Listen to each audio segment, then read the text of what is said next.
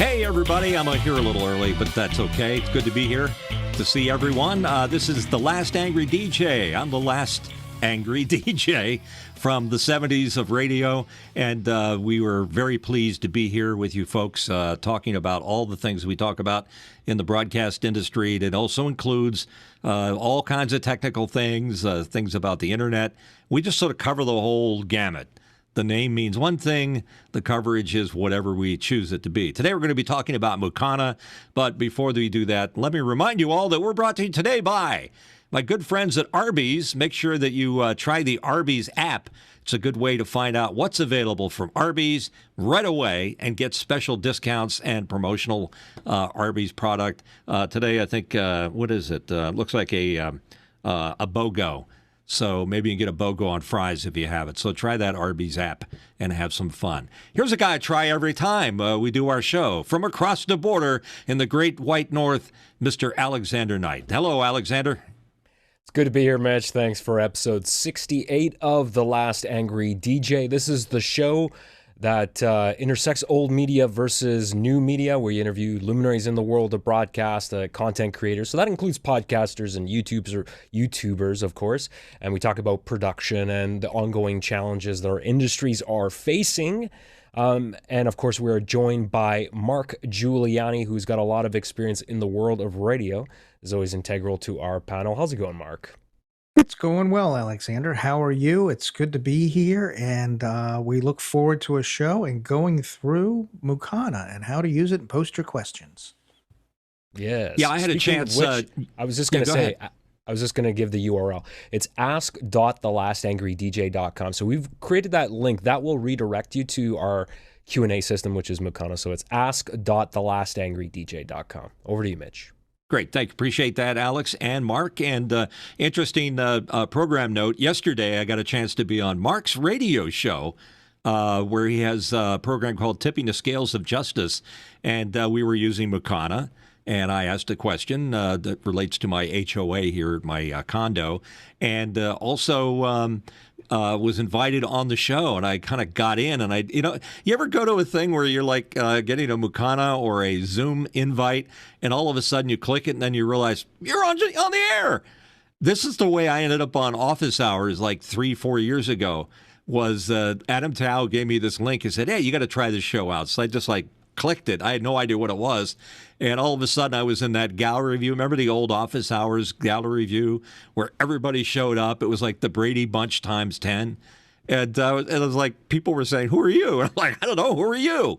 And I said, "It looks like a bunch of retired old DJs here."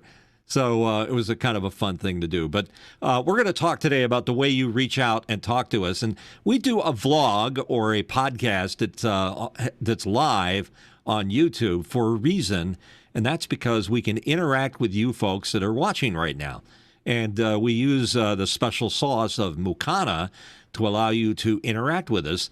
So let's start out the show talking about how do we use Mukana to allow people to reach out and touch. And Alex just started telling you that there's a URL that you have to go to be able to get in and see the, if you're an Office Hours person, you already know how that works. But if you've never heard of the word Mukana, wondering how we chat, we have turned the chat off in YouTube in favor of Mukana. It's a little tough love here, but using Mukana is a better way to be able to interact with us because you can see the questions, you can vote on the questions, all of those things. Alex, tell them how do they reach us if they want to see this Mukana magic that's happening here? Yeah, the easiest way to do that is to go to ask.thelastangrydj.com. So we've created that URL, and basically that's just a shortcut, so it just makes it easy to remember, and that will redirect you to Mukana. If you're not already logged in, it's going to ask you to log in. It's really, really simple. There's couple different ways to do it.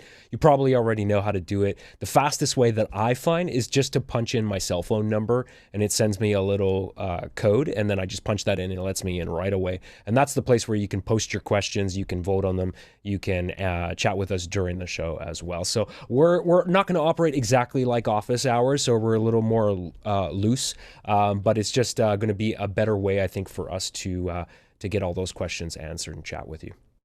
Yeah, I mean, what is the reasoning behind dropping YouTube's chat and going to Mukana. I mean, there's a reason behind it, and I just want Alex to be able to officially say what it is. Alex is the final authority on this because he's our producer, and there's a reason we're doing this. Right, Alex?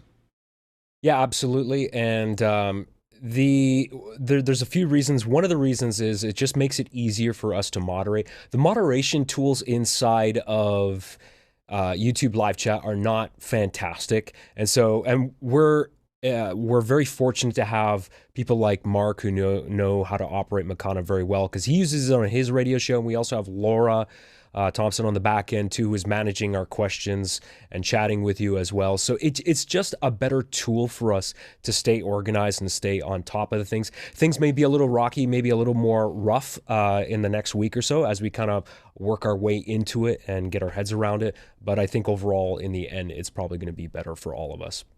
Yeah, and it's not like we're asking you to switch to metric and deal with that. By the way, do they have metric in Canada, or are they still using imperial measurement? You know, it's such a weird country, Mitch, because we have a mix of both metric and imperial. It's very confusing. You go into the hardware store, sometimes I'm trying to find metric stuff, but it's imperial, and then there's imperial. Anyways, it's really confusing. Very, very It's confusing. So in the beginning, it's a little painful to make the switch to Mukana, but trust me, you're going to like it a lot better. I don't pull any punches about things I like and dislike.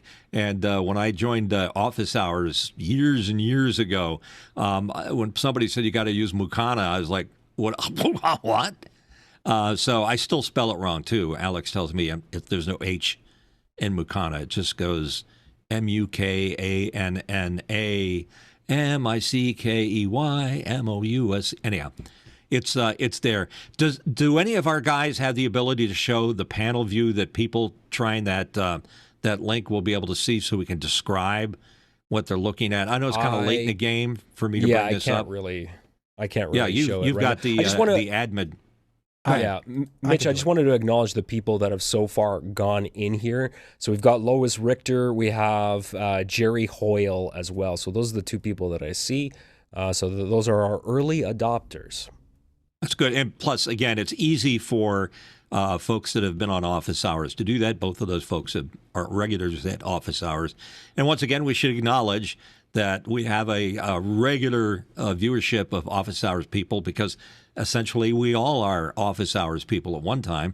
Alex and Mark are still on, and I think Laura is too. Laura, take a moment to say hi, because just people need to know you're there. She's there in voice only because she's busy doing things behind the scenes. So it's okay for you to jump in and say, hey, there, that's Laura. Hey, Laura. And Laura runs things over at Mark has got it up, so why don't you bring that up to show the view that everybody's going to see. So, Mark, why don't you take us through what we're looking at? Because this is the link that people hitting that Office Hours, thelastangry.dj.com ask, I guess it is. Is that the one that redirects to this? This is what we're looking at. thelastangry.dj.com. Mark, tell us what we're looking at. It'll take you. Okay. Just for people that don't know it. All right, left to right, we have 3 columns, and on the left column is where you ask your questions. I don't know if this is showing up here or not. It looks like it is. Yeah, we see it. Okay, so you ask your question here, and when you do, we need to put the markers in there. I can do that later. I can show you guys after the show. There's a way to put subjects in there. But you type your question in here. When the questions get asked, they get stacked up here. And then as the questions or when you ask your questions, they get stacked up here. When we read them on the show, they'll appear here in the center column underneath the show. And then all the chat is over here on the right side. And you can do, if you want to direct the chat to a specific person, you can just put your cursor down under the say something and hit the @ sign. And it'll pop up with a list of who's here. So you can direct to Mitch that's a cool. comment, and then it'll show up in a different color on his chat so that he knows somebody's trying to touch base with him. That's the event chat, right, that they see? This is the event chat. Right. We see a different version, but it's for continuity of the show. So this is the most one that our viewers and listeners need to know. Right. So this is the chat side. Now at the top of the chat, there's all kinds of interesting things that are sometimes hard to see. And one of them is your name, obviously. So you can go in and make adjustments to your name, how to pronounce it, all of those things. And then, oops, now I've done it. Oh, isn't that a beautiful scene? And then you go to notes, and you can store notes here. You have your own little notepad. You can go to questions, and if at the end of the show we haven't gotten to all the questions, we can push them back to whoever asks them note page so that you can ask them in a future show when the subjects are the same. And so that's the notes. If I hit the X, I get out of here, I go back to this page, and then there's a settings here where you can adjust things like how many chat lines do you want to see, how many questions do you want to see, and what font size do you want to see. And then what's cool is Makana talked to Zoom, and through, I guess, via Mimo Live, allows us to ask those questions on the screen. And Alex, why don't you explain how that works, how it gets from Mukana out to our show? Sorry, multitasking. Sorry, he's TDing and doing it at the same time. Yeah, I'm sorry. I've got too many windows here. What was the question? The question is, once those questions are in there and they've been voted on, we're able to bring them up on show. Like right where my lower third is, a question will show there. So why don't you bring up one of the questions, because I asked it, and then I can just ask it out loud. But that's the URL. There we go. There it is. That's me reminding you to clear your history if you're using that Last Angry DJ Mukana link, because if you've used it before and you see tipping the scales of justice at the top, that means you have the old version. You had to clear your browser cache, whichever version, Safari, Chrome, Firefox, whatever you're using, and it'll come up with the correct one. I know this sounds all complicated and weird, but we're dedicating this entire show on how you can communicate with us. So we've got plenty of time. So if you have questions about using this Mukana thing that we talk about, and once again, we should acknowledge our friends at Office Hours, particularly Alex Lindsay, for making this available to us to use on the program, because this is a very, very interesting product. It's not really a product, but it's a program that's been written that allows a lot of interaction between a live broadcast. And not only does it work on a YouTube, but it also you can use it for radio. And one of our people here that are using it in broadcast radio for the first time is Mark. Now, Mark, why don't you explain how you use this very same program to enhance your program and the way that people interact with you guys? You have it. You have the panel up right now. Not you. We can put your little face up there. So there he is. I thought it was better looking.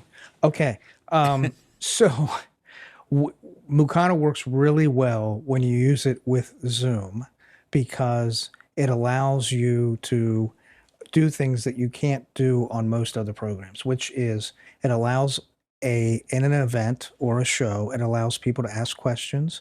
It allows those people not only to ask questions, but to vote on questions. And so when you have more questions than you have time to answer, you answer the questions people want answered.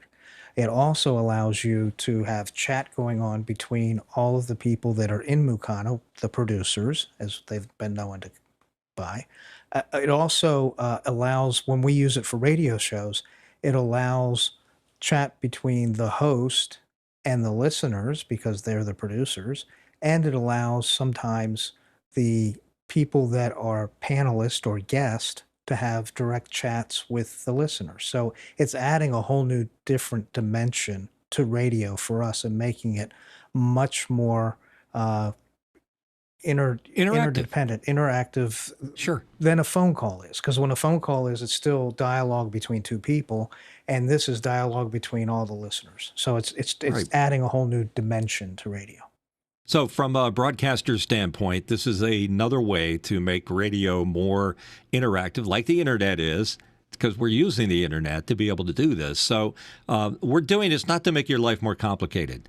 We're doing this because we go to the trouble to do a live podcast or vodcast like we are right now, which we do every Sunday at 5 Eastern, 2 Pacific. and allow you to comment on it. So if you go to Makana right now and you go to that box that says respond or ask your question, I think it's in the upper left corner. You start out with the panel view that they have. Put your question in there, then hit that little arrow, and we will answer that question live on the show. Upper left corner there, I guess is where it is. So all you have to do is hit that. If you would switch to that just for a second there, Alex, so folks can see where the question, there it is, the upper left corner there. That's where you ask your question, and then you add the question to our list there. And then the fine folks behind the scenes here in our show, like Laura Thompson, is kind enough to manage some of those questions, and then Mark helps massage them and bring them on show. In fact, Mark, do we have any questions that we can answer at this point that have accumulated, or are people still fearful of the interface? No, we have quite a few questions. Let's get in them. Okay. Mitch Hill. Well, send it to your face, by the way. Yeah, we need it. We're seeing your angry face. There he is. Okay. I love that shocking look. Wow. All right. From Mitchell Hill in Wilmington, Delaware. What is the question limit on Mukana? Well, I think that you guys need to answer that. There is a question limit by default. I believe it's something like 3 active questions that you can have, but we can change that. It's I think adjustable. we've lifted that.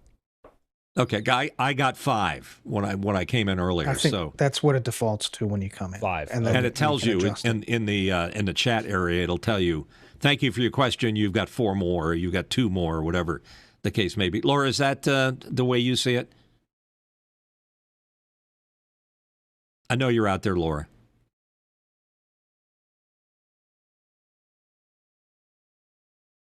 Until we become a hugely successful program, and then we're going to limit it, because then we would never be able to get to all the questions. So thank you for answering my question, because that was what I thought. And as you can see, it's a nice, tidy way visually to be able to see what's going on and see what we're doing, and that's good. Mark, next question. Our next question is from Lois in Davis, California. How's it going? I tell you, in our personal lives or on the show? It's a broad question. Lois, can you narrow it down to be a little more specific? Me, fine. I mean, the weather's been horrible here on the East Coast. We've had some horrible thunderstorms come through and knock our power out. I'm just waiting for the day I try to do one of these shows and the power goes out, and poor Mark and Alex and Laura will be stuck doing the program without me.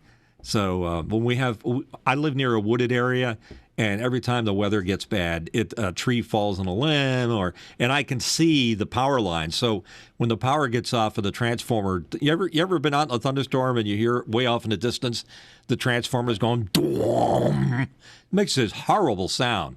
That's what's going on.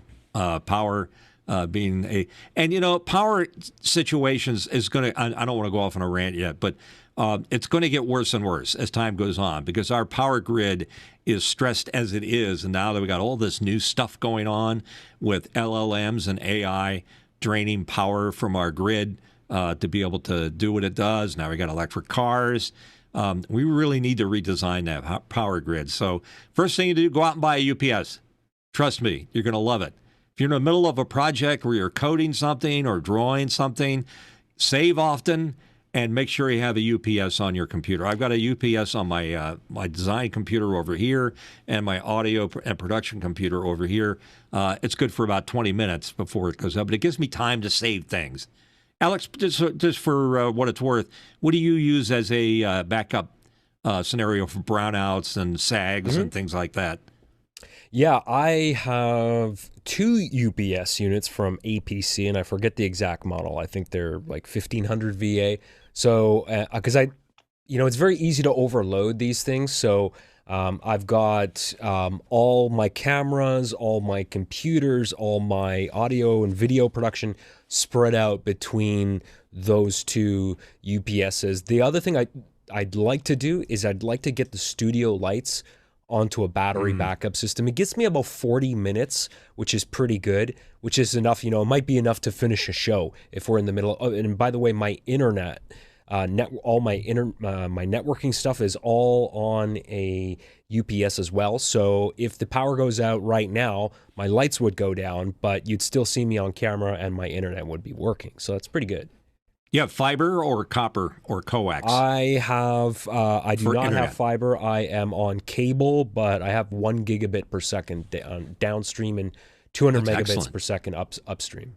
I'd like to do a show one time where we brag about our connectivity. I've got 300 down and 40 up, and it seems okay for most things. But, every once in a while, somebody like Alex comes on and says he's got 1 gigabyte or 2 gigabytes, and then he'll say, I pay $30 for it a month. Oh yeah, you got 300 down, I got 1,000 down. Exactly. No matter what I say, I'm going to be, bested by somebody. So for guys that are competitive like I am, and I know Alex is, we can't brag about our internet speed. I think it's more important to have consistent internet. I have Comcast where I am, and not to go too far off subject, but with Comcast, the service is pretty good. I got what they call 3.9 service, 9.99%. But the thing that happens with Comcast, at least in my area, is that their DNS server goes down every once in a while. And that's really annoying because what will happen is the DNS servers that they put out there are what resolves the IP address to a name. Like we're the Last Angry DJ. There's a DNS server that's serving that name and resolving it to an IP address, which is where we go. Not to give you a big lesson about Mitch. Yeah, you can change. You should use cloud. I use Google to be honest with you for my DNS server. You should actually try Cloudflare's DNS servers. They're a little bit faster. Cloudflare's? Cloudflare.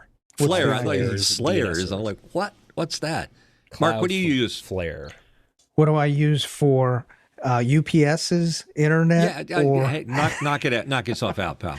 Okay, well, I mean, I have different offices. So in Alexandria, we have an architecture and engineering office, and that uses Comcast fiber. And cool. we have 3 racks of servers, so we have really large UPSs on them.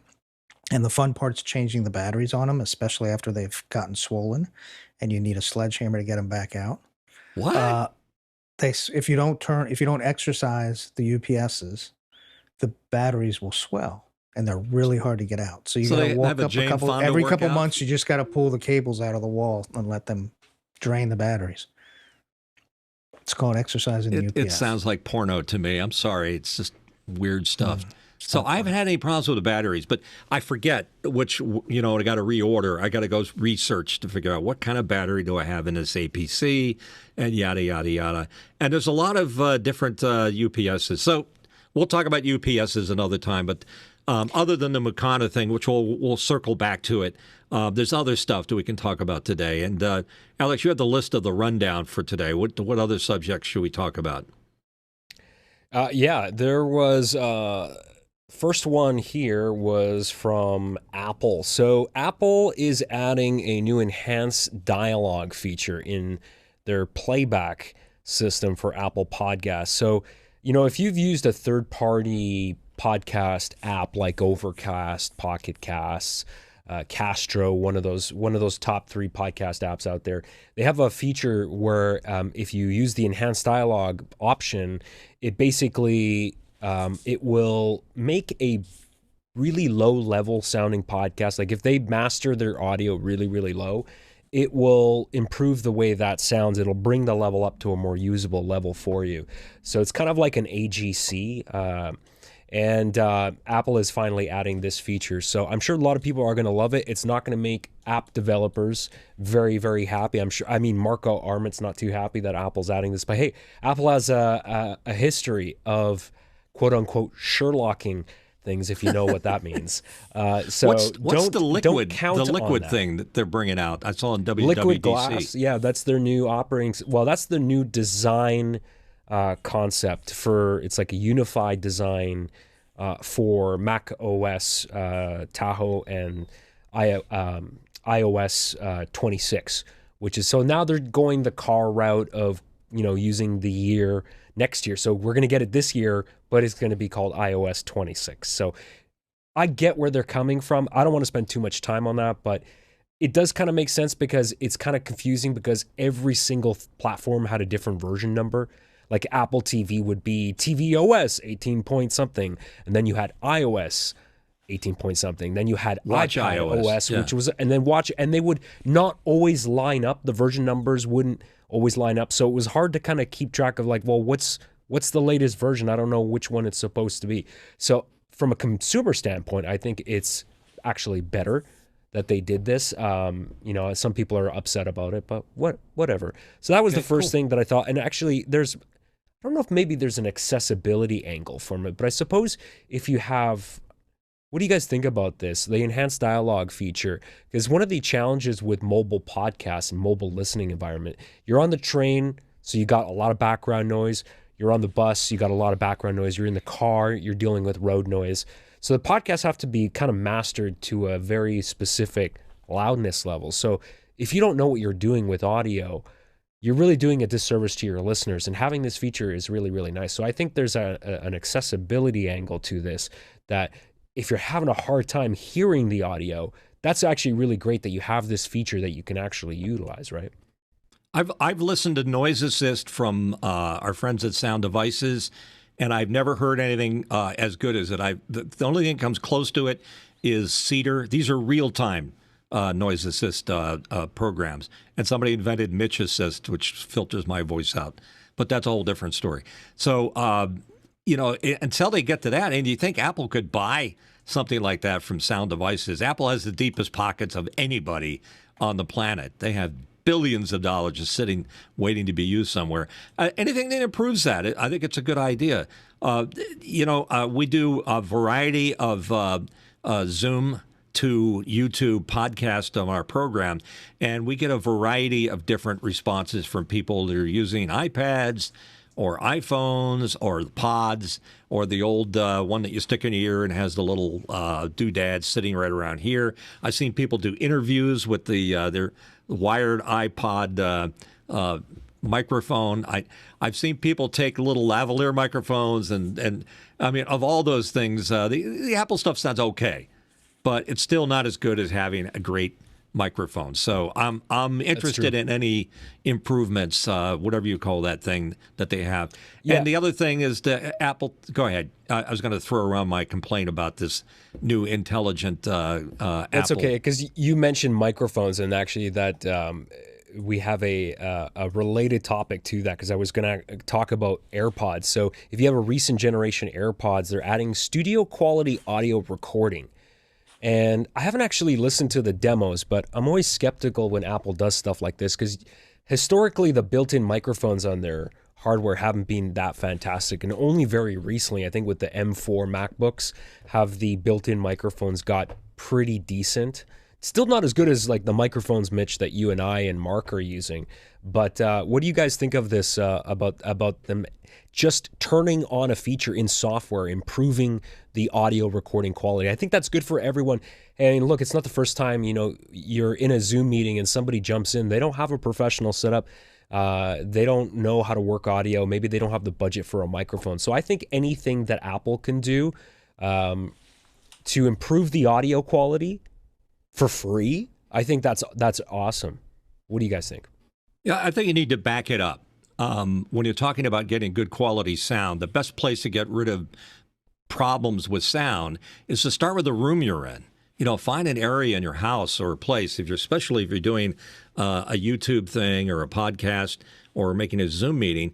It's not hard to treat this. I mean, I don't have an extra camera to show you right now, but I've treated the ceiling, I've treated the walls. I even have a curtain hanging on the wall behind me to cut down the reverberance of the room. They call it the RT60. A lot of that goes a long way in improving the quality of the sound for any microphone, whether it's a Apple mic or a 414 or an RE20, whatever you happen to be using. So that's a good place to start. Try to deal with the environment first. It's easier to eliminate it rather than have to take it out after the fact. Anybody else? Mark, what do you think about this new audio recording feature and or the improved audio quality in AirPods? Do you own AirPods or AirPods Pro? Do you have any experience with Yes, I have several pair of AirPods Pro, because the batteries run out on them. If you go to work for a day and you're going to have them in your ear all day long, they're pretty much dead at the end of the day. So I do Yeah, have the two battery's pairs not that I fantastic. alternate. Yeah, I Do you still alternate see two. people on the street wearing those big Jabra cell phone things, carrying on a conversation? It's people I want to punch in the face. It's still it annoys the crap out of me when I They're see very somebody. important people, Mitch. They're Well, very you know, important let's people. go to lunch. You know, God, stop it! I just feel reduced by 3 rungs or something socially when I see somebody walking around with those big old Jabra with the microphone in front of them. It's just something about it. So hide the mic. You know, we got earphones on right here. All of us do, and they're not. You know, we're not bragging about them, but there's one stuck in my head. And the same thing goes with Apple. Don't show it off. I think it's so. By the way, to interrupt the flow of traffic here, do we have any more questions? Somebody told me that they're all about my radio career, which is not a great subject, but I'll answer them just the same because it's the Mukana. It's Ali Ali Infant, whatever the heck it is. Bring them on. Yeah, Okay, let's go so to. we do have a Bukana question. Oh, good. Let's go I think for we first. should go to first. And it's from Lois. And it says, in the chat of Mukana, it's a very good question. Does using the @ sign before a person's name make that message or make it a private message? And the answer to that is no.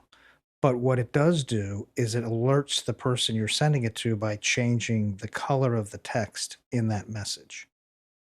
Yeah, there's a whole different. You can put all kinds of little special words in there that'll show like who's online. I mean, there's like an at home. Laura, do you know? Can you tell us some of the magic words that you can put on your Mukana chat that shows information, or we're not allowed to tell the secret voids?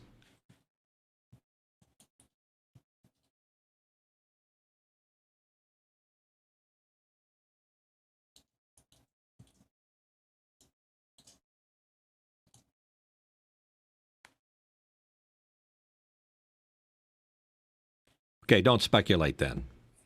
I know there's some magic in there. You have to be friends of somebody to be able to get some of that magic. Okay. And then you get a list of the words, the special words you get. So Mukana is very powerful. There's all kinds of stuff that's going on there. And it's not something that just was created out of the blue. It's been in development for years and years and years. And I believe that's something that Alex Lindsay created with some of his associates that we're using. So we really want to incorporate it. And we thank again the folks at Office Hours for allowing us to have our own Mukana channel. I think you'll find as you use it, it's a very useful device. And as Mark says, it makes radio or podcasting much more interactive. We can reach out and touch people so much easier. All right, Mark, any more questions coming in? Yes, there are several more questions, and they're all for you. So, Jerry Hoyle from North Carolina says, what years was Mitch DJing? Well, Jerry, just out of curiosity, I'll answer your question because that's why I'm here. I am the last angry DJ, which kind of assumes that I've been around a while. I started in radio in 1971 on a local radio station for where I am right now called WAMS. I used to call it Wilmington's awful music station, but it was 1971, and I was there for until I graduated from high school. And then I left the local station to go to San Antonio, Texas, and I worked at a station called KONO. And I worked there for about a year. It was a whole different culture shock because I was 18 years old in San Antonio, Texas. The lifestyle in Texas and East Coast are two totally different creatures, but it was a wake-up call for me. And I always wanted to work in Philadelphia, so I got a job offer after that.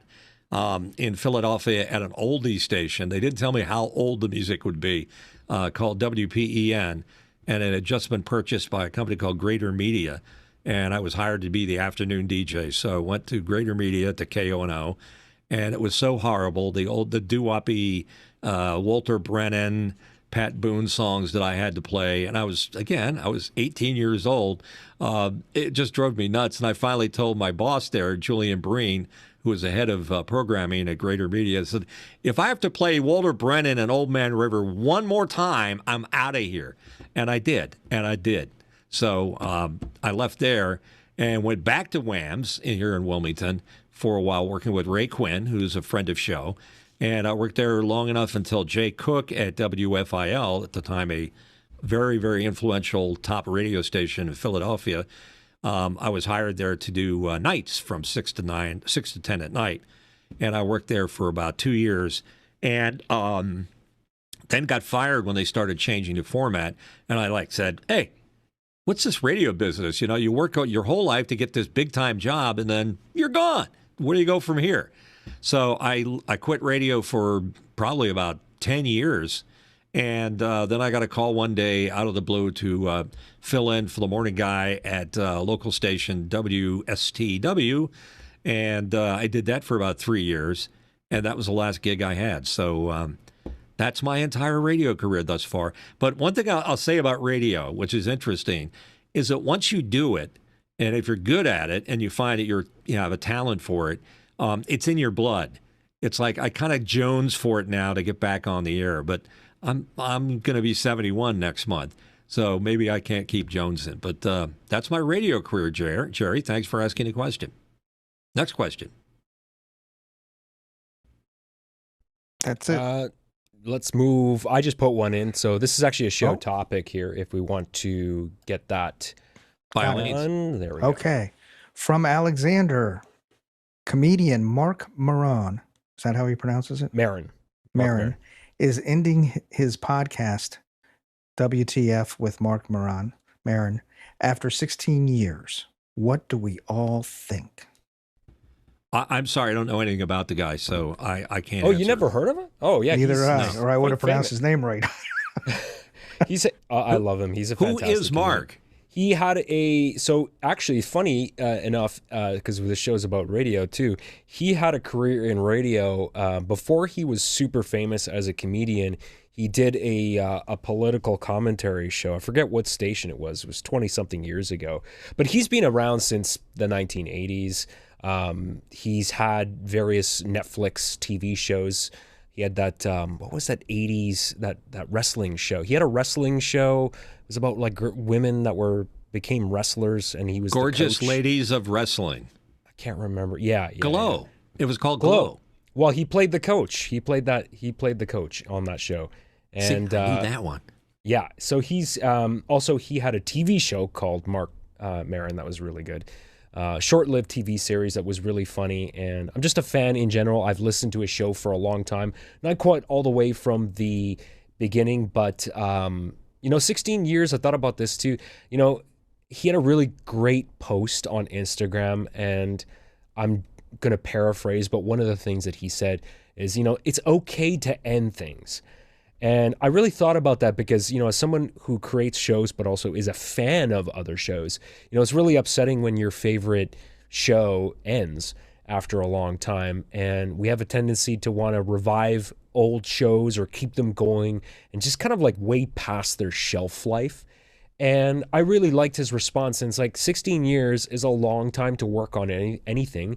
He said he's burnt out. He's been doing it consistently since day one with his producer, and I think that's really admirable. And he's built a very big audience, and he's had a lot of success with it. He's interviewed everyone. I mean everyone from actors to politicians. A few years back when Barack Obama was in office, he had him on the show. So he's had everyone on his show, and I just thought it was interesting because hey, how many people in radio have a career for 16 years? I mean, some do, but I mean, these days, it's pretty hard. Mitch, I talked to our friend Larry Hennessy. Love to have him back. But yeah, absolutely. I talked to him, and he said that he's no longer doing that show on Jack FM. They canceled the show last year. So this is kind of like, but this is kind of what you buy into, right? If you're gonna have a life in radio, that things could go away overnight. That radio station could get sold. They could decide to change the format. It's a very fickle business, as we all know. Mitch, you have experience with that, right? Yeah, I feel for Larry. You can't get emotionally involved with your job in radio because there are a lot of things out of your control that will cause you to have to move on. And in the radio business, I used to make jokes about owning a Volkswagen and having inflatable furniture because you never know when you're going to have to leave your job in San Antonio. So you just go to your furniture and you go, and you pack it in the back seat of the Volkswagen, and off you go, and you're in another city, and you moved all your furniture all at the same time. In Larry's case, I think that's in Larry's blood, and he'll pop back up on his cat's paws, as we say in the business. But the same situation for me when I always wanted to work at WFIL. Now, it doesn't sound like a big deal now, but back then it was like one of the top 4 radio stations in the country. And I had a job there, and I was doing nights, and I was made the music director. And all was good with the world. I had everything that I could possibly want.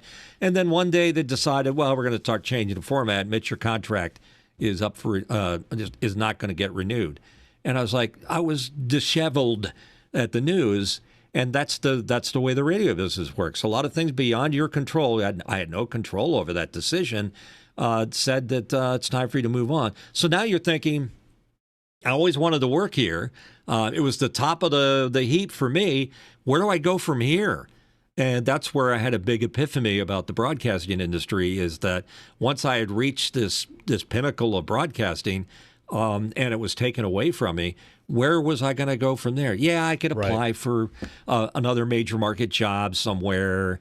I was thinking L.A. or New York. I would have gone to New York in a flash. L.A. radio, I don't think would have been a good combination for me. I think I would have been a game show host or a bad B actor at some point. So I have a lot of feeling for Larry and the fact that that's what the broadcasting. But I wouldn't count him out. I think that he'll be back doing something because he has talent.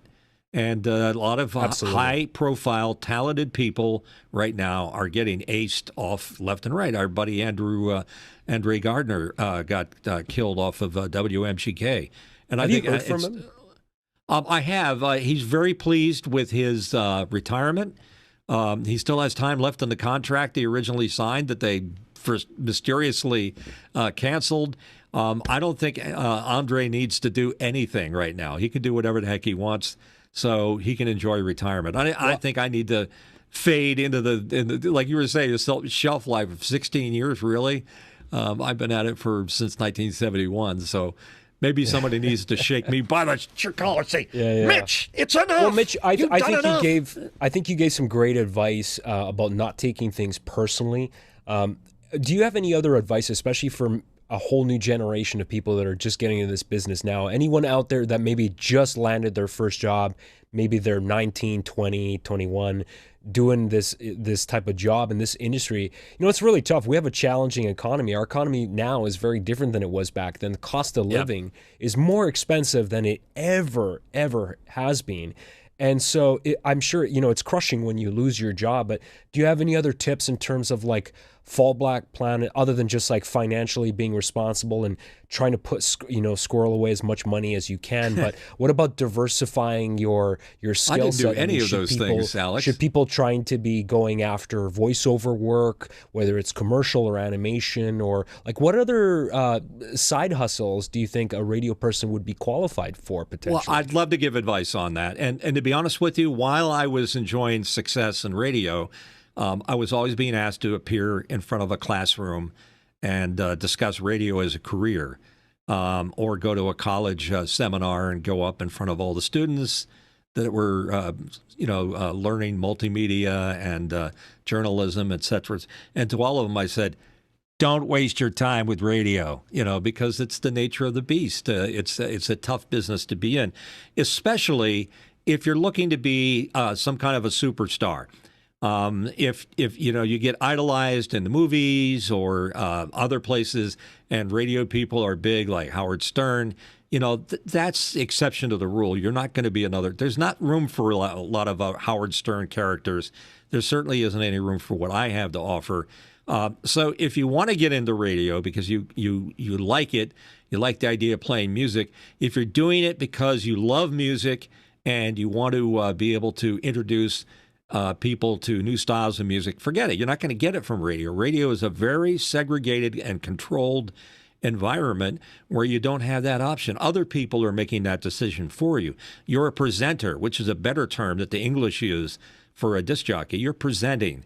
So other people make those decisions. I think I'd love to have this conversation with Larry Hennessy about how things have changed with the radio. The DJs really are not making that much decision. So if you want to be happy, find a small market radio station that you know a lot about that market in terms of like here I am. I've been living in Wilmington, Delaware most of my life. I'd be great here because I know where all the skeletons are buried. I know where all the hot spots are, things to say, food to eat, et cetera, et cetera. Those are relatable things that relate to the environment or the area. So as a career move, I wouldn't recommend it. But as Alex suggested, do a lot of side hustle stuff. Learn to be a good voice actor. So you can train your voice, and then you can become a person that does voiceovers, as long as AI stays out, which it's not going to, or other things that relate to it, or learn technical. There's a unfortunate lack of radio engineers out there. There's not a lot of students that are, learning about broadcast engineering. I'm sure that Mark could comment on this. It's very hard to find young people that want to come up through the ranks. Mark, why don't you tell us some of your stories?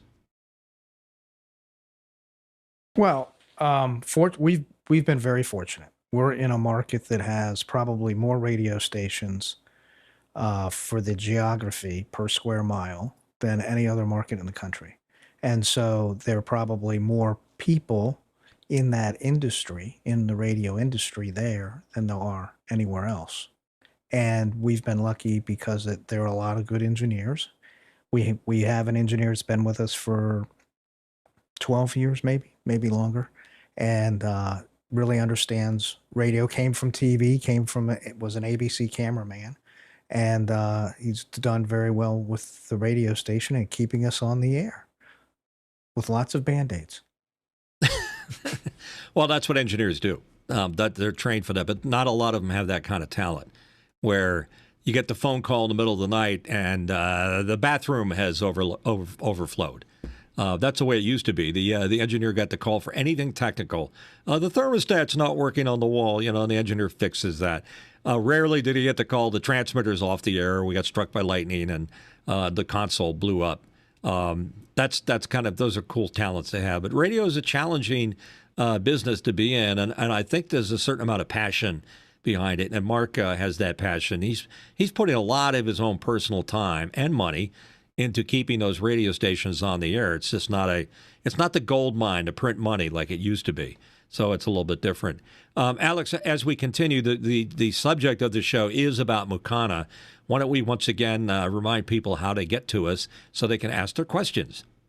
Yeah, absolutely. And I feel like there should be a lower third here, and I'll probably have to work on that. But it's ask.thelastangrydj.com. So that's a shortcut. If you just go to your browser, type in ask.thelastangrydj.com. You can do that on any device. So you can do that on your mobile device. You can do that on your desktop computer. Any device with a web browser will work, and that will allow you to get in and chat with us during the show. That is the new way to chat with us during the YouTube show, during the live stream, and post your questions if you have any.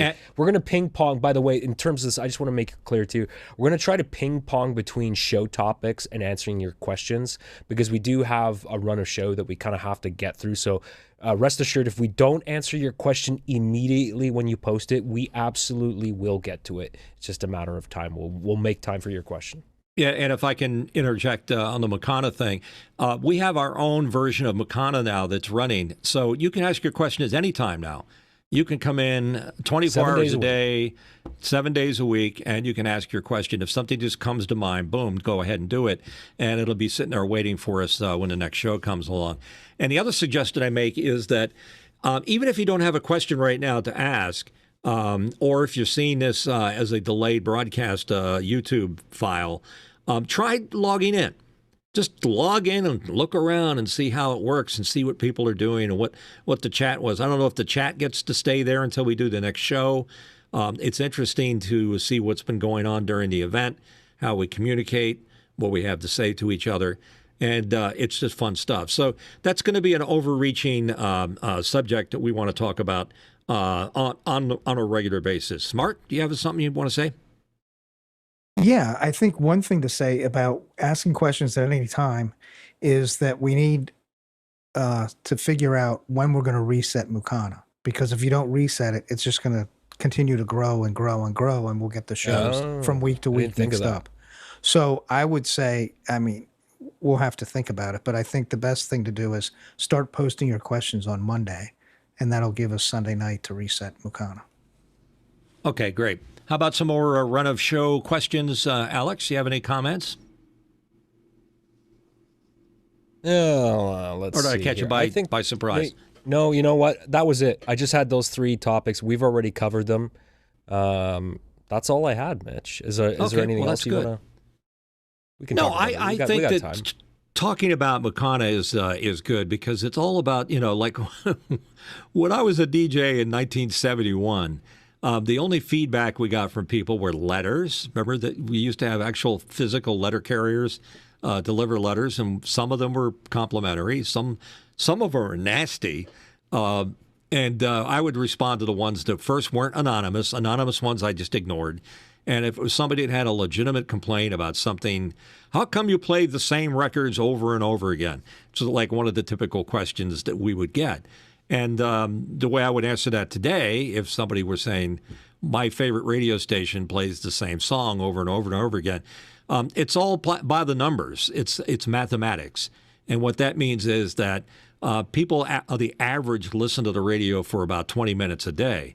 So during that 20 minutes, we need to let the cream rise to the top, which means we're going to play the most popular songs at that time as often as possible in the hopes of catching you in that 20-minute period of time. If we offer variety as opposed to that cream of the crop, then you're not going to play the most popular songs in that 20-minute window of opportunity.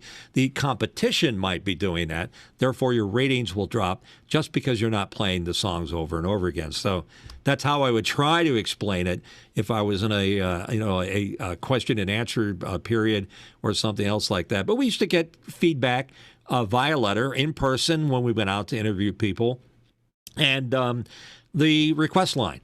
I still remember our old request line. Don't call this because I have no idea who's going to answer, but it was 302-764-5300.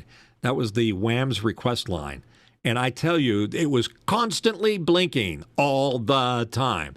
And when we did contests, thousands of, I kid you not, thousands of people would call that single line, and the phones company used to contact us and say, you can't use this number and give that number out for, you're giving away $1,000 or something like that. They would say you completely blew up that trunk. The way the old phone systems worked, they had like walls of relay racks full of actual step switches and things like that. It wasn't done electronically. It was done mechanically. And it would just completely give these things a headache, and it would bring down the whole exchange. So if it was 764, the 764, anybody that had 764 anything would get blown out. So that was one of the problems we would have. And then the other thing is that you would get interesting phone calls if you're working late at night. A young lady might call, liking your voice, having no idea what you look like. And that's a bit of a distraction. That's no longer, acceptable behavior. But back then it was a hell of a test of your ability. So another question popping in here. Mark, why don't you give it to us? Okay, Jerry Hoyle asks, if I store a question in notes, how do I make it an active question? And Jerry, you can do that by going to the top of the right column and hitting the little notes icon. And once you do that, there are 3 tabs: Notepad, Questions, and History. When you hit the Questions tab, you'll see your questions. You can edit them if you'd like. And then at the very bottom, on the right side of the 3 things, where you choose who the question's for, whether you want to delete the question, you can then hit Post, and it shows back up in the questions. Yeah, and that comes up a lot when it's a very busy Mukana, like on office hours, where they only have so much time to answer the questions that are in the queue. And I don't think they are always able to get to all the questions for the show. most of the voted up questions. So you got to understand, when you have hundreds of questions that are in there and they get voted on, then again, the cream rises to the top, and the voted questions get asked first, and the least voted ones get asked last, and sometimes they don't get to them. So the only way you can save those questions is to get them over into notes, because if they do what we were talking about earlier, when they do a reset, they're gone forever. So you need to make sure that you save those somewhere. If you don't save them into notes, then your question is going to have to be re-asked somewhere down the road. But invariably, we get to. We're kind of an open season because we're new to this game of Mukana and interactive podcasting, or vodcasting, as I keep stumbling over it, where we need to be able to do that. I think that wraps up our questions for now. Any other subjects matter that anybody wants to bring up? There's more in there. There's more questions. All right. Okay, Mitch, what are some of the shouting matches you engaged in with coworkers back in the day? Interesting. Alex knows me so well. The fact that I would even have a shouting match with somebody is inside information. Here's the deal. When I was in radio and I first got into it, there was a lot of passion behind it and a lot of things that I wanted to accomplish, because I thought, just because I was right meant that people have to stop and listen. But in the radio business, you're at the risk of other people. There are a lot of people above you. If you're talent and you're doing a radio show, there's the general manager, the sales manager, the program director, the assistant program director, the music director, the promotions manager. These people all over you. And if you have a comment you want to make, you're just a little squeaky voice at the bottom of the stack to want to do it. So if you feel strongly about something, you really have to scream to be heard.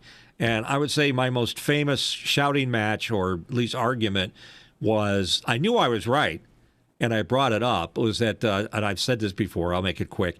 At WFIL, they had just bought an FM station, and at the time, WFIL was starting to slack off a little bit. We were losing listeners to FM. And when they bought this new FM station, they were going to do some easy listening format thing. And I was saying, no, don't do that. Let's move WFIL AM over to WFIL FM. It made a ton of sense. I backed it up by showing the ratings and where the listeners were going. They were all moving over slowly but surely to FM. And I said, this is what we got to do. And the management said, you're not playing ball.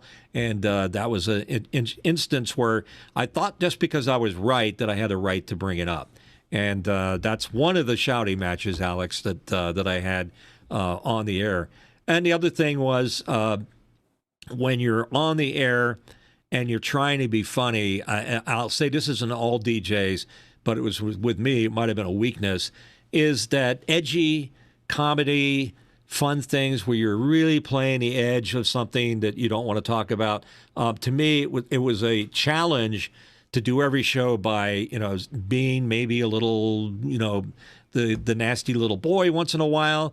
And when you're making those value judgments, occasionally you're gonna leak a little too far over the Mendoza line, and you're gonna get called out by the program director. And what would happen typically, most of the stations I worked at, is I would do a typical show and they would sneak an air check in on me that I didn't know was happening. And what that means is that the engineer, for example, that was running the board for me would run a tape on me while I was doing the show, not tell me that I was being taped. And then the program director, in this case, the nicest guy in the world, Jay Cook, who was my boss, would call me into the room and say, we want to review your air check from last night. And I'd go, oh, no. Because I know what I did wrong, and I knew where I was being the bad boy.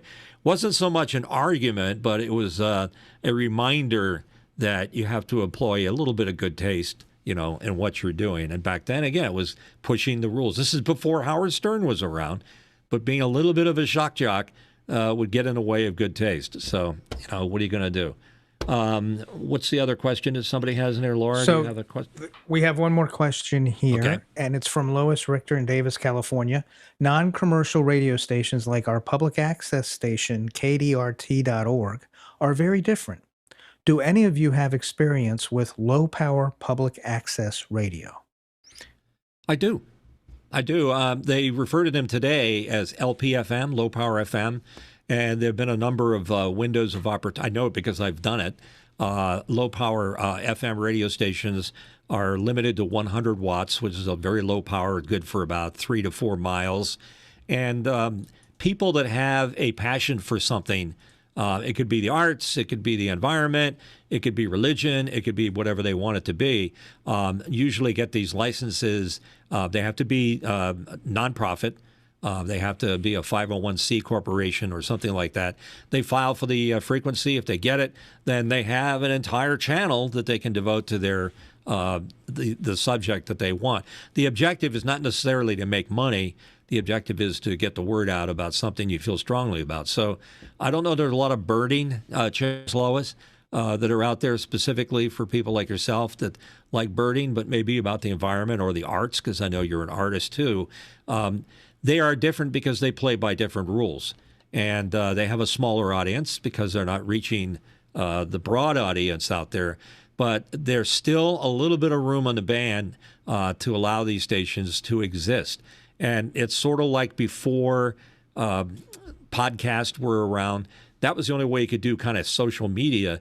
Is before that, in order to reach groups of people in your market, you had to have a radio station or a newspaper or a newsletter or something like that. And that was the way we got the word out. And it still exists today. But there are a handful of very popular nonprofit or NPR type radio stations that still exist that have a completely different business plan to get ideas out there and to be a little bit wider than the homogenized and repeatable radio environment that exists behind the big corporate radio stations that have a plan to get the most amount of listeners, they get the highest ratings so they can charge reasonable money for what it is that they do. More questions? And I'm going to step in because my hand was raised, but Mitch is not paying attention. I have some experience in in this. I just wanted to add my 2 cents too. And I agree actually with everything that Mitch said as well. When I went to school for broadcast, one of the things that we had to do was, because the school had a campus radio station, it had a very, very tiny reach. And I think, if I'm not mistaken, it was because the school was in the city of Burnaby. It pretty much reached most corners of the city, but not much. I mean, you drive outside of Burnaby and you lose the signal of the school's radio station. So, and also have some experience that's the campus radio station at UBC as well, which is a big university. And yeah, it's one of the cool things about it, I think, is that because they have a much smaller audience, they're a little more on the fringes, sort of. They're a little more experimental. They allow people, they give people the freedom to try different things. Like, actually, UBC's campus radio station is kind of cool. They have a lot of really unique musical programming. And I like that. I don't really like a lot of the rigid frameworks of traditional radio. So I think it's kind of cool. Like, if you want to come up with a concept for a show, doing it at a place like that, at a lower power radio station, is probably the place to do that. I'm talking campus radio stations. Obviously, it's a little bit different than public radio, but still kind of similar thing. You got a smaller audience and you're a little more experimental. Yeah, and Alex, you're probably typical of what I would run across throughout my career at campus and college radio stations, where they would say, why do you play the crap that you do over and over again when we do segments on humpback whales singing to banjo music and all the other kind of stuff? And, you know, I have respect for that passion for what it is. But if you're trying to convince me that you're a smart broadcaster, I would say you're living in a weird world, because that doesn't exist in the real world. The real world is made up of, can you follow direction? Can you do what the bosses at the big stations say? And you have more listeners. On the other hand, if you're satisfied with a small but very loyal audience, more power to you. But you're not going to make a living out of doing that. But maybe you're satisfying some kind of an urge you have for your music. Like, if you were to do a radio station, I'll put you on the spot here, Alex. What would you do as a format right now if you could do anything you want and you want to have your own radio station and it can reach everybody? what would you do? What would it be? How would it sound? You know, that's a really loaded question. I have some ideas. I've thought about this in the past, Mitch, and for me, because I have such eclectic music taste. I think it would be really, really hard because, you know, as a guitar player, very much growing up listening to blues, hard rock, and then heavy metal. You know, I love so many different genres of music. But, you know, and I've kind of expanded. When I was really young, I really only listened to like one type of thing. But now, you know, I'll listen to pretty much anything: blues, hard rock, heavy metal, folk music. Not a whole lot of country, maybe a little bit. Depends on the artist.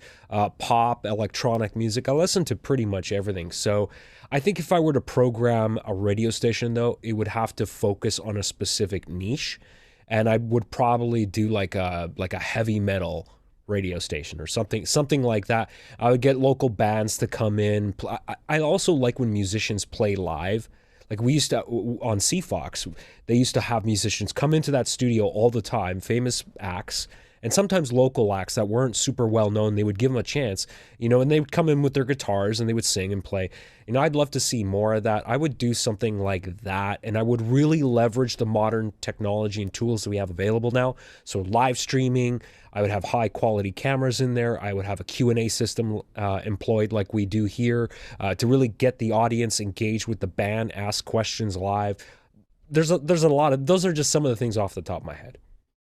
Yeah, and what's interesting about this conversation is that these are all legitimate things. I mean, and I salute your passion for a particular style of music. And the fact of the matter is, you probably know more about most genres of music than I do. And yet, I was influential in making decisions that reached millions, I kid you not, millions of people when I decided that's going to be a hit. Let's play whatever. Don't Give Up on Me, Baby by David Soul. And it becomes a national hit. I'm responsible for making that song, or Debbie Boone and You Light Up My Life. I'm responsible for making that a national hit. So I have a lot of influence, but I don't necessarily have a lot of knowledge about the quality of music and, you know, whether a guitar or a piano part was played well or whatever. Of course, there was all the, you know, the big artists out there that did, you know, play well, like Eric Clapton and Jeff Beck and, you know, et cetera, et cetera. But I'm saying it wasn't, decisions were not based on the knowledge of the music. It was based on the knowledge of the business and how to place this music in the right, you know, format, the right patterns, the right clock positions that made that station popular. And who's to say who's more, you know, more successful? So I've mellowed a little bit as I go along, and I understand what you're saying. But there you go. Mark, you want to jump in and have something to say? Well, I was just going to bring up that in the chat, Lois brings up the point that even though it's a low watt station, because they're streaming, they've expanded their distance way beyond, their reach is way beyond what it would typically be with a 100-watt station. So Yeah, it and allows that them might be to reach the whole internet. that might be a problem today because we only have so much bandwidth in our little heads to engage in all these decisions with social media and YouTube and radio stations. Radio stations were geographic. They reached your market that you were in, the city that you were in, the city of license. Even if it was a low, you know, power station, it reached your neighborhood or your campus. And there are very, very few broadcast stations that can reach out across the United States anymore. Old AM stations used to be able to do that. They called them clear channel stations, and there was only a handful of them that could do that, particularly at night. But today, there are so many things vying for your attention. It's very hard to, you know, anybody that's gone into Netflix to figure out what, you know, you're bored and you want to see something. You have to go through digging through thousands of TV shows. And it seems that when they put it into genres or categories, that it's like, I can't believe how much crap is in here. And that's kind of what all media and technology has done for us. So another question just came in. Let's check it out, and then we'll get ready to wrap things up here. Okay, Alexander Knight from Port Coquitlam, British Columbia, Canada. Mitch, how quickly were you to cut off callers if they bored you? Did boring calls affect listenership? I don't think it affected listenership at all. It was an ongoing thing. Most of the time, the callers would hang up on me before I could tell them to go stuff it, because they would call up and they'd say there was a song out by Michael Jackson called Ben. And we used to get when I was in San Antonio, we'd get our friends, the Latinos, that would call and request a song, and they'd go, "Hey, man, play Ben." Phone goes crashing down. So I didn't even get a chance to say, thank you very much for your... I was always talking to a dial tone. So boring listeners, you bet. I could hang up on them. And I got yelled at by the program director. I wasn't like a retail guy that was like, yes, sir, whatever you say, sir. Let's go on. I was like, are you kidding me? Go find another radio station if you don't like what I'm doing. So I was a handful, Alex. That's all I can say to answer that. As you can probably see by the way I host this show, I suffered no fools. That was the way it went. I know you do, and I love. I'm asking these questions because I love hearing these stories. As long as you're comfortable talking about them, sure. But what the heck? What do I got to lose? But you know what, Mitch? I think to me, it's that spice. I've talked about this before. It's that spice that I feel is missing from the radio, because I love it when disc jockeys just hang up on people or say, just flat out call them out and say you're boring, or I don't understand what the hell you're asking me. I love it when they do that. And they don't do that. Nobody does that anymore.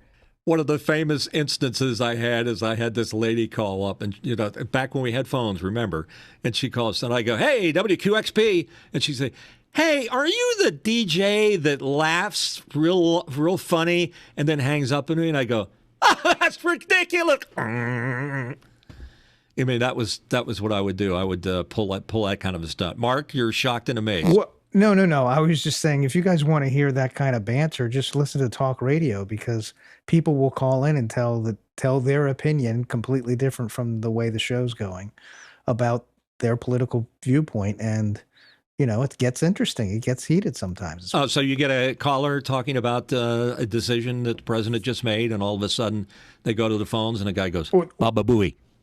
Well, no, it'll be more like a series of questions about a certain topic, and people will call in and they'll be talking about that topic, and then you get the lone caller who calls in and says, "We're all crazy, and here's why." And are you guys serious? You be talking about that stuff, and I don't agree with you at all. Minus Mark, the you get accent. strange callers like that? Do you pre-screen calls at all? Do you have people that do that? That doesn't work. It doesn't work. Yeah, because people are just going to say whatever. They're just going to say whatever they want to say when they get on, right? Yeah, the guy that I just did, Baba Booey, it was it Captain Al or something like that? There was a friend of Howard Stern's. He's from Philadelphia. He used to talk cogently with Larry Kane on the pre interview, and as soon as he got on the air, okay, caller from Philadelphia, Baba Booey. He'd just jump in with the response. So there's nothing they could do to do that except maybe a time delay. Mark, why don't you explain what a time delay is on the phones? A time delay? What's that, Mitch? So, okay. Do you have time delay on your station? Yes, we have time delay. We do.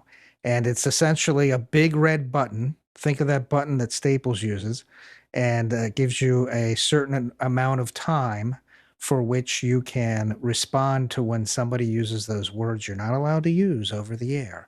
And you can smack it, and depending on how you're set up, it can be, usually I guess it's like 8 to 12 seconds is the delay that the show's going out. So if you walked around our building and you walked by the studio, you would hear the show at one point. But if you walked down the hall and hear it coming over the speakers, it would be delayed by 10 or 12 seconds. Yeah, and it's funny, as a listener, you don't hear that like, let's say there's this section where the listener went bananas, and you hit the time delay. What it essentially does is edits that live audio, so it skips over it. So all of a sudden you'll be hearing this conversation, and all of a sudden, okay, well, thank you very much for your call. That's ridiculous. And then the delay builds back up again, slowly but surely, until it's ready for the next invective that somebody's going to throw at you. I think a company called Eventide, Alex, you may know them as a big audio manufacturer, had the first time delay, digital time delay. Back in my time when I started, we used to put a big reel of tape between two tape machines and record the one side of it and play back on the other. We got about a 7-second delay out of that. That's what we and use. we used got that. the big tape. You have a tape reel? I'm just kidding. Nobody does that anymore. Come on, you don't need that. So they have these devices that instantly edit out the last 5 seconds or 10 seconds of conversation, and then it slowly builds the delay up because you'll hear it going. All of a sudden, your voices start making those digital yelping sounds because that's the digital thing trying to make sound happen again. So let's see. I like the idea of a 2-up when somebody needs to raise their hand and say something because I'm not always looking over at the chat. We're doing a little inside baseball here. Sorry, what's going on? That's it for me. I mean, I love talking about radio and some of these stories. I'm glad Alex likes them. Feel free to ask your questions about the experience that I had because that's really why we're here, is to try to allow you to experience what was going on back in the old days of radio and today, for that matter, because that's why Mark is here and Alex is here. But there's some crazy ass shit that happened on the air back when I was a DJ that made it fun. Mitch, next week we're gonna have one last. Yeah, go ahead. There's one last thing before we wrap. This just occurred to me because I know you talked about, if I wanted to go back into the business and do it, could I do it? Should I do it? That kind of thing. And I really feel like if you were to come back on the air on some major radio station, that we would need to really cook up a really, really cool, epic introduction for you. He worked at WFIL in the 70s. Nobody cares. He's back. You didn't ask for it, but you're going to get him anyway. That's funny. You know what? I always thought that I could get back on the radio when I retired because I've had so many other distractions leading up to that happening. And now that I'm retired, I'd love to get back on the air again, but nobody's hiring 70-year-old disc jockeys that were big time back in the 70s or the 80s or the 90s for whatever. So I have to sort of deal with that. Although I think I can nail it if I got that job. And we've had a couple of guests on here that very kindly avoided the subject. I think Gary Berkowitz was one of them. We had Gary on, who's a consultant, and I thought I had a shot. But Gary very kindly brushed me off, I think, and said, "Yeah, you sound like you did back when you were on the radio back in the day, but maybe that's not what we want."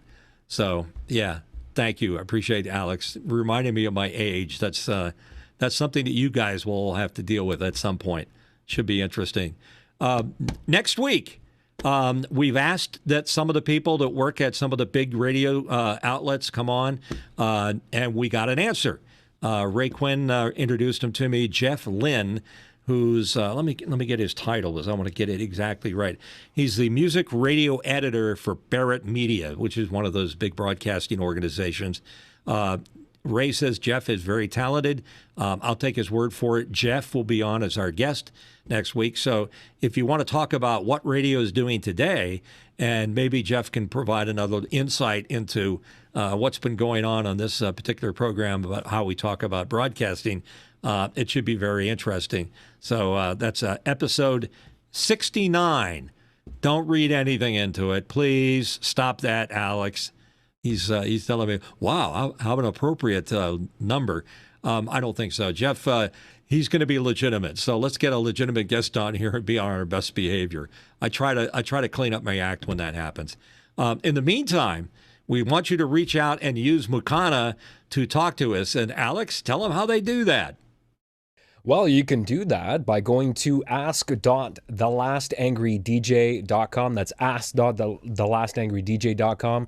You can post those questions 7 days a week. Maybe you have future suggestions or topics as well. You can also ask us as well. We are going to be resetting the Q&A system on Monday. I totally forgot about that. So I'll just remind everyone that after the show tonight, we are going to reset it and wipe it out. So probably Monday's a good idea to start posting those questions.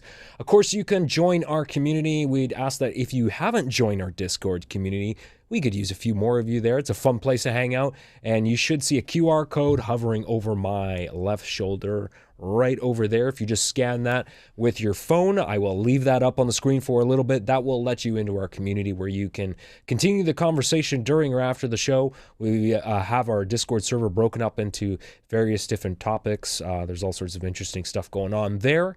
And of course, you can find this show as a audio-only podcast for your morning commute or whenever you feel comfortable listening to it. So if you don't want to watch it on YouTube, you can find it in your favorite podcast app of choice. We're available on Apple Podcasts, Google Podcasts, TuneIn, Stitcher, Spotify. You can ask your Amazon Alexa device to play this show, and we will automatically play for you.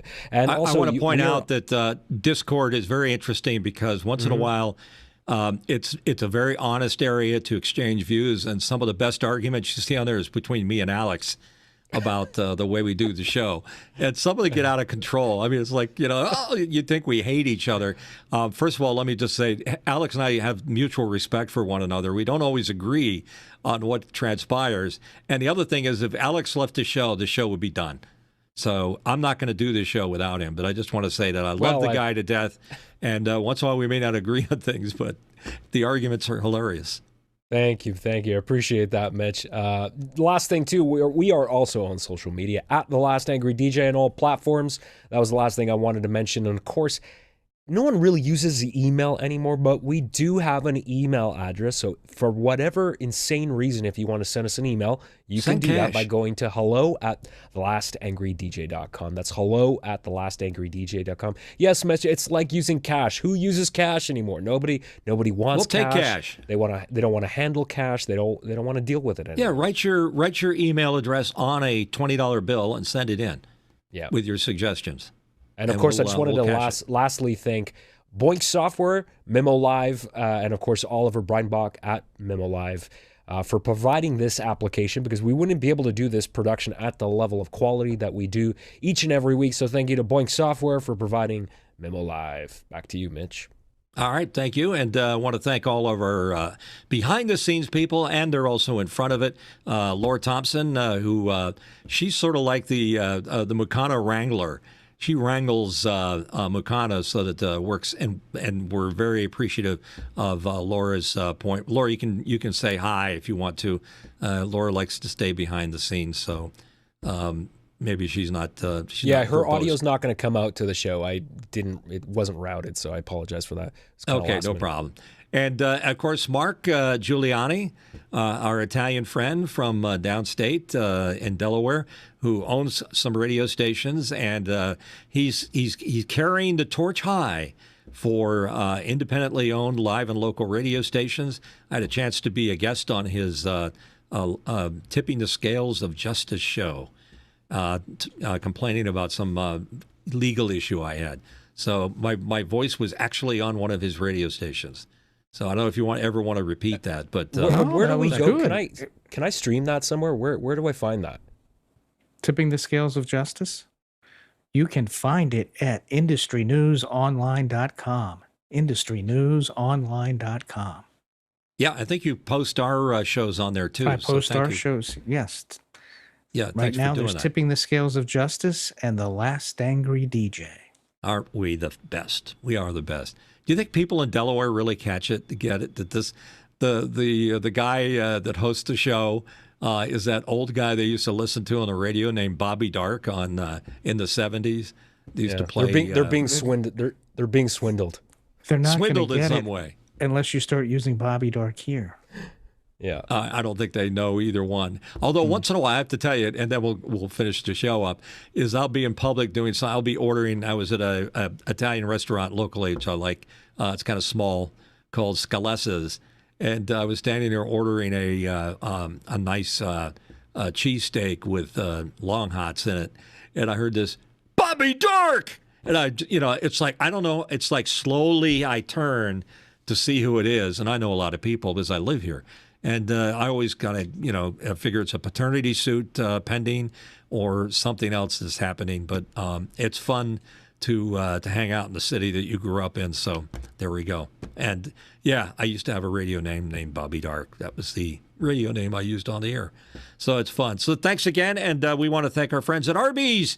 For the Arby's, we have the meats. We have Arby's as our sponsor. We recommend you get the Arby's app so you can order stuff on your app. Just walk in, pick them up. You don't have to wait in line. And when you're walking out, hit the little bell next to them that tells them you had a great service experience. We thank Arby's once again for doing what to do. In the meantime, don't forget we have Jeff Lynn from Barrett Media as our guest next week. We're going to try to straighten up and be a little more professional because we're going to have somebody of substantial gravitas in the media. And Alex, it's your chance to talk to a guy that makes the decisions about the music and the programming at a major broadcasting outlet. Should be fun. So until then, be safe.